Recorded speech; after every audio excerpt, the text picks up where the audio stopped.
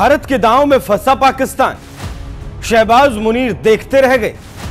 काबुल में भारत खोलेगा दूतावास। पाकिस्तान में मच गई खलबली।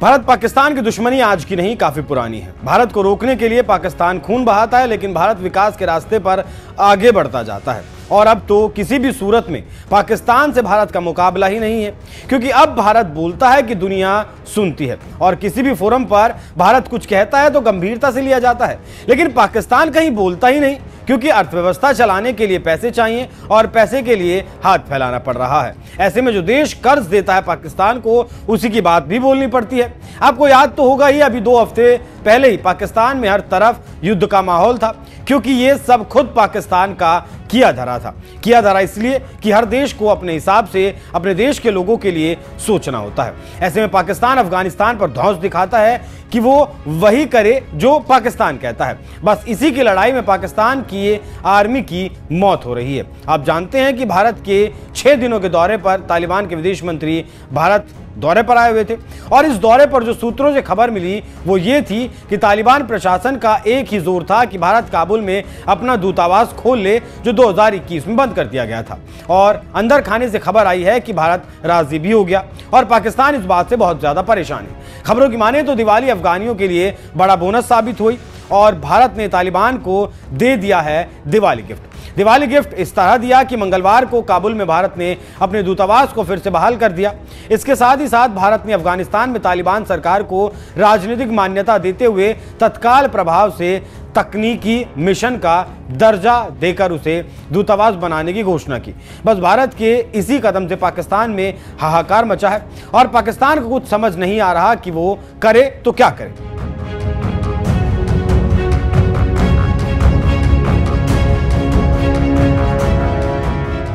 जानकारों का कहना है कि यह सब तब हुआ जब तालिबान के विदेश मंत्री भारत दौरे पर आए थे, और काबुल में राजदूत की नियुक्ति से पहले वहां मौजूद मिशन के प्रमुख को चार्ज डी अफेयर्स नियुक्त किया गया, जबकि तालिबान द्वारा नवंबर तक 2 राजनयिकों को नई दिल्ली भेजने की उम्मीद है।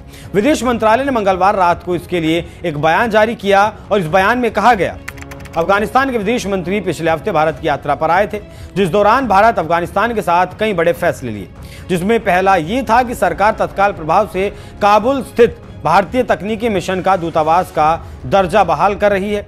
यह निर्णय पारस्परिक हित के सभी क्षेत्रों में अफगानिस्तान के साथ अपने द्विपक्षीय संबंधों को मजबूत करने के भारत के संकल्प को रेखांकित करता है।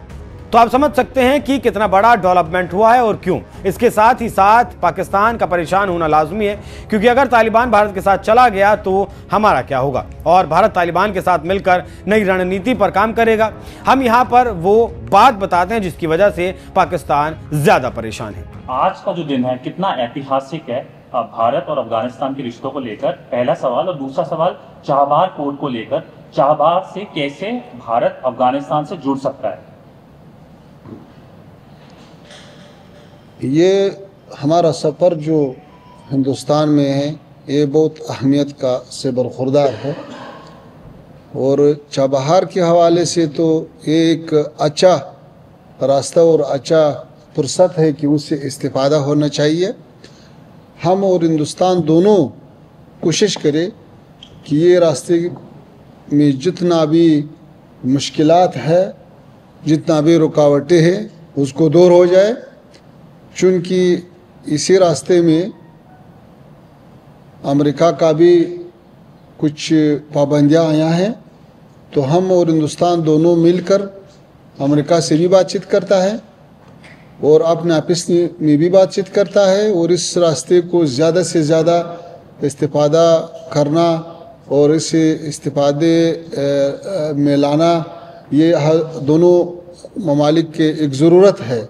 हम इसका ज़रूरत समझते हैं, क्योंकि गुज़श्ता साल अफ़गानिस्तान और हिंदुस्तान के जो तिजारत थे वो $1 बिलियन से ऊपर गया। तो अगर रास्ते बंद है तो फिर तिजारत में ज़्यादत नहीं हो सकता है, कमी होता है। तो इसलिए हाँ, सारे रास्तों को खोलना चाहिए, बशमूल वाघा बंदर। मैं प्रणय उपाध्याय, आज से मीडिया टुडे से। मेरे 2 सवाल हैं आपसे। पहला तो आप जब हिंदुस्तान के अंदर मौजूद हैं उसी समय में काबुल के अंदर तम्बाकू की खबर आई और लगातार ये भी खबर आ रही है कि दावे किए जाए कि पाकिस्तान ने कोई एयर स्ट्राइक की, उस पर आपका जवाब क्या हो वो उससे उम्मीद है। और साथ ही आपकी सरकार को रिकॉग्निशन देने को लेकर क्या आपकी डॉक्टर जयशंकर से कोई बातचीत हुई है, इस बारे में कोई राब्ता कि कैसे इस पर आगे बढ़ा जा सकता है? और तीसरा, बगराम एयरबेस को लेकर क्या भारत के रुख को लेकर आपकी कोई बातचीत आज डॉक्टर जयशंकर से हुई? داخلي بخير شيء البرنامج بحق المعرفة لا تغور مخت غير مقصد رسمة بريزيدنت بحق الوزارة الخارجية وزير الخارجية بختو زين ترجمة تركما حدث से अगर उर्दू में जवाब देंगे तो सब लोगों को ज्यादा बेहतर समझ आएगा।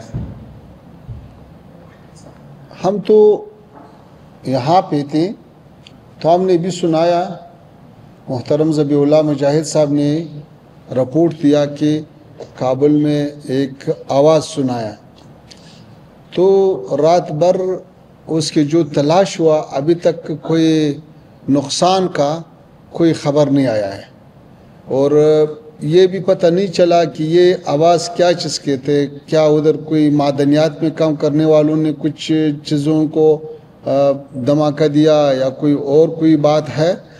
अलबत्ता सरहदी इलाकों में जो हमारे दूर दराज इलाके हैं वहाँ पे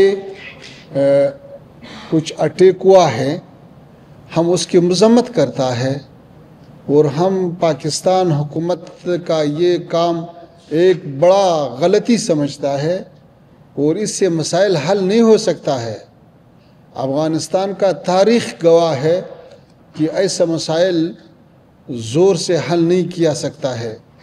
तफाहुम और मुज़ाकरात का दरवाज़ा हमने खुला है, तफाहुम होना चाहिए और जो मुश्किलात जिस ममालिक के अंदर है वो अपना मुश्किलात खुद हल करे।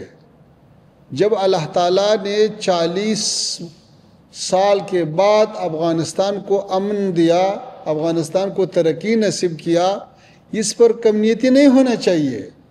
अफ़गानिस्तान भी इस खित्ते के एक आज़ाद मुल्क है, जब उधर अमन आया है तो फिर लोगों को क्यों तकलीफ़ है?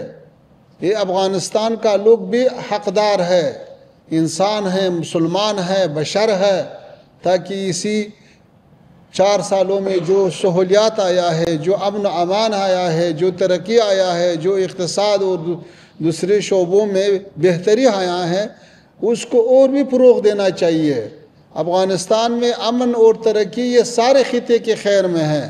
अफ़गानिस्तान आपको पता है कि इस खित्ते में वो इत्तिसाल और ट्रांजिट और इक़्तिसाद का एक मरकज़ बन सकता है।